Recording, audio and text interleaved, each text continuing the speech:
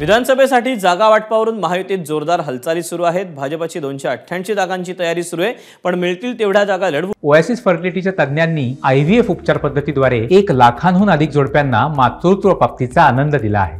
मोफत appointment book करण्यासाठी आजच संपर्क साधा, असं उच्च आणि तंत्र शिक्षण मंत्री चंद्रकांत पाटील यांनी म्हटलंय।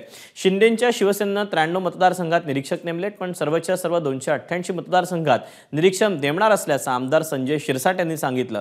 तर जागा वाटपावरून माहितीत कोणताही वाद नसल्याचं स्पष्टीकरण राष्ट्रवादीचे खासदार सुनील तटकरे यांनी दिलं।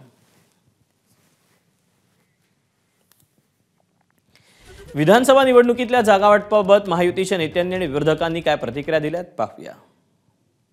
जनता पार्टीने तर 288 मध्ये निरीक्षक नेमले आहेत, पण कशासाठी नेमले आहेत तर महायुतीचे सुद्धा सहयोगी पक्षांचे उमेदवार विजयी झाले तर सरकार येणार, आणि त्यामुळे तयारी प्रत्येकाने जास्तीच करायची असते, आणि ती जास्तीची तयारी न मिळालेल्या जागेवर आपल्या सहयोगी पक्षासाठी ती तयारी वापरायची असते। की महायुतीमध्ये जागा वाटपाच्या संदर्भात कुठल्याही मतभेदी नाहीत, चढाओढी नाही, स्वबळावरती निर्णय घेण्याचा प्रश्न त्या ठिकाणी उद्भवत नाही।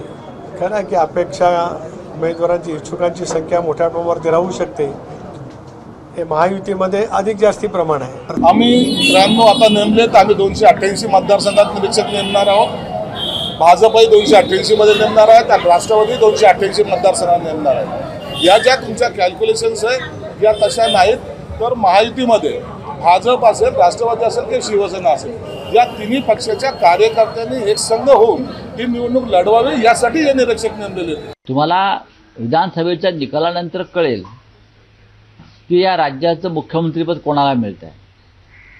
ते एकनाथ शिंदे यांना 100% मिळणार नाही, अजित पवार यांनाही मिळणार नाही, आणि देवेंद्र फडणवीस यांनाही मिळणार नाही, वेगळेच नाव समोर येईल। नारायण राणे साहेब जे भारतीय जनता पार्टीचे ज्येष्ठ नेते, त्यांच्या मताचा भारतीय जनता पार्टी आदर करते का, हा एक येणाऱ्या काळात पाहण्याचा विषय असेल।